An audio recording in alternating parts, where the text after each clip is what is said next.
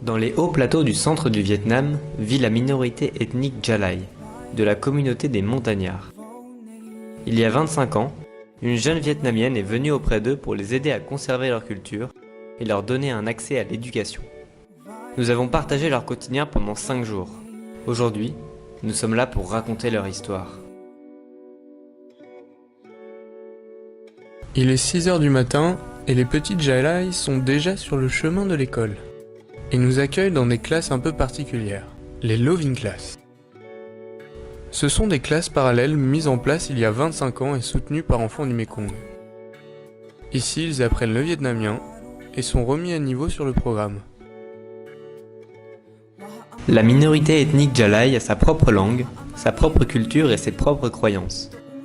Ces minorités opprimées subissent beaucoup de difficultés, notamment dans l'éducation. Avant l'aide d'enfants du Mekong, la plupart des enfants de Djalai allaient déjà à l'école vietnamienne, mais abandonnés après moins d'1 an car sans parler vietnamien, la compréhension et l'apprentissage étaient impossibles. Ces classes ont lieu à 6 heures du matin avant l'école vietnamienne. L'après-midi, quand il n'y a pas classe ou même le soir après les cours, elles se passent dans des maisons du village, des cabanes, lieux de culte ou même à l'extérieur. Bref, on fait avec les moyens du bord.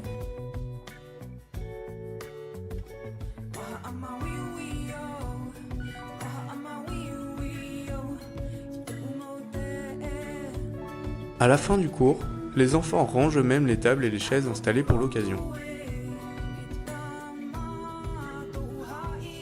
D'une loving class à l'autre, tous les enfants sont motivés et ravis de nous accueillir. C'est l'occasion pour eux de pratiquer leur anglais.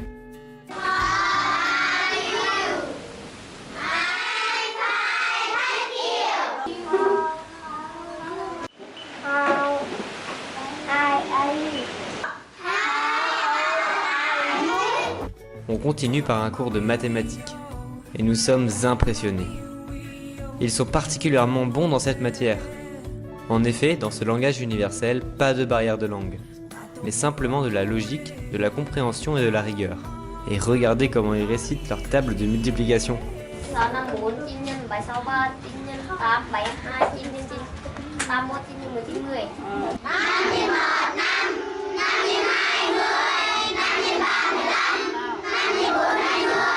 Après avoir bien travaillé, place au dessin. Objectif pour les écoliers, réaliser nos portraits. Et on peut dire qu'il manque pas de style.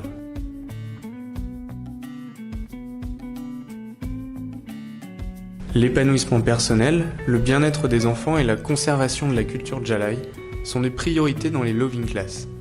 Ainsi, la musique et la danse, très importantes dans la culture Djalai, ne sont pas oubliées.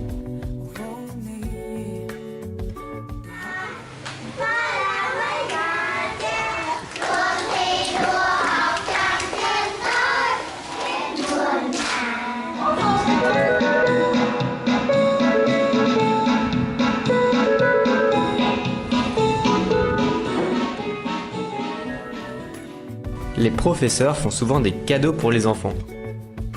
Après cette trêve musicale, distribution de chouchous et de bonbons. Les enfants nous emmènent ensuite visiter le village dans un festival de joie et de sourires.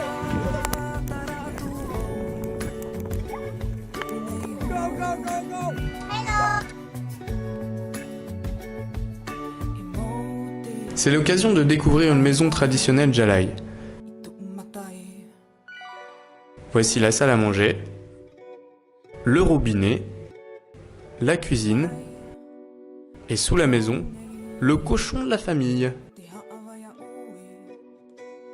Fini la visite, les enfants nous attendent et on repart dans le village, toujours dans la bonne humeur.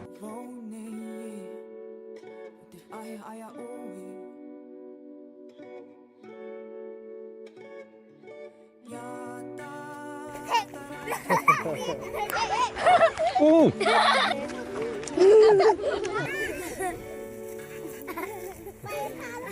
Yo!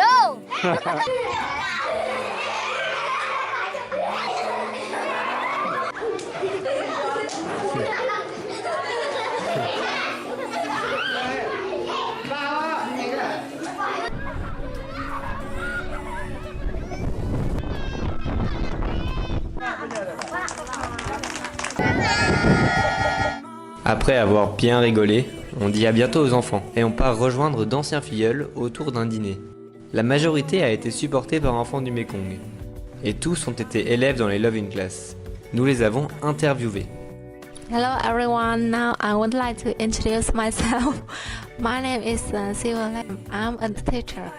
I'm one of the people that is supported by your campaign. Lynn, elle aussi ancienne filleule d'aujourd'hui institutrice en maternelle, nous montre avec émotion une vieille carte reçue par sa marraine.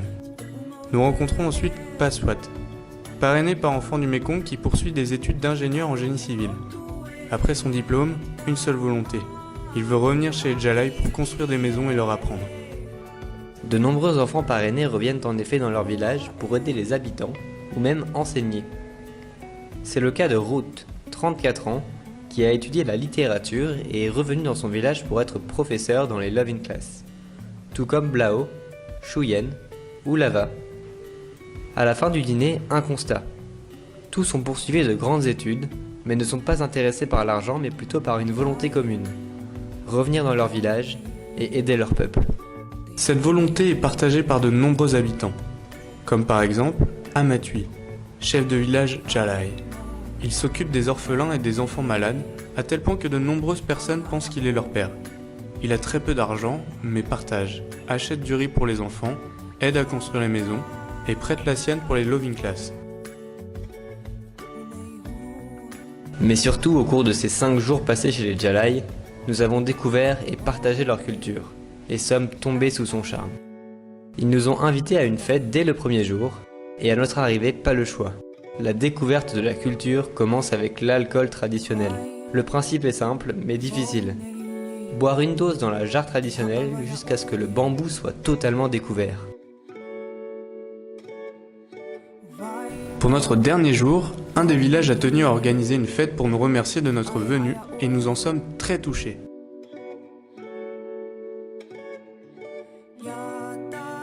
Heureux de nous faire découvrir leur culture et de voir que nous l'adoptons avec plaisir, ils nous offrent des fourmis rouges. Mets précieux, difficiles à cuisiner, souvent utilisés comme médicament chez les Djalai ou même pour assaisonner le riz.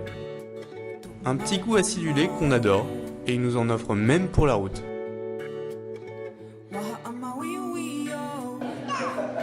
Très important dans la culture, la musique Djalai. Ce petit garçon ne tient plus. Il veut absolument nous la faire découvrir et donne le tempo.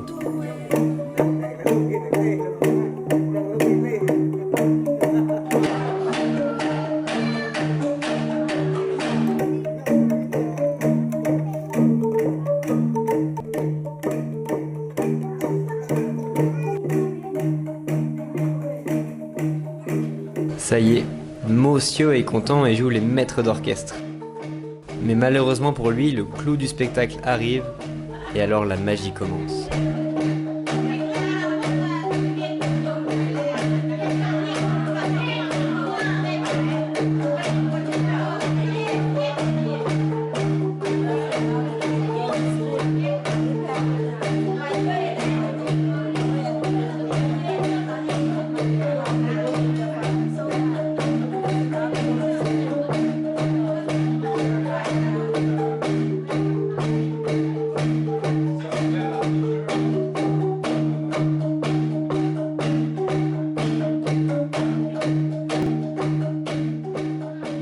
Après cette danse chargée d'histoire et de beauté, les Djalai nous font le grand honneur de nous inviter pour une autre danse traditionnelle. Dans leur culture, cette danse est initialement dansée par les femmes, et si un homme veut séduire l'une d'entre elles, il doit rejoindre la ronde à ses côtés. Si elle reste à cette place, alors un contact est possible, et ils peuvent parfois danser ainsi jusqu'à l'aube. À la fin de la danse, l'homme vient jouer de la musique devant la porte de la femme. Si elle lui ouvre, alors ils peuvent faire connaissance. C'est ainsi que les couples se forment chez les Djalai.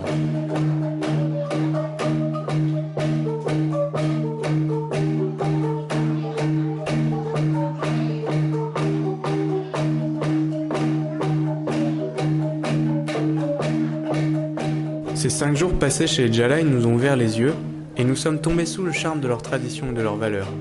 Enfants du Mekong leur permet d'avoir un accès à l'éducation pour aider leur village dans le futur, mais les accompagne aussi dans la sauvegarde de leur culture. Si vous voulez prendre part à cette action et permettre à un petit Jalai de rejoindre les bancs de l'école, si vous souhaitez aider à conserver ce précieux patrimoine et partager leur quotidien, alors souvenez-vous, l'éducation est l'arme la plus puissante pour changer le monde.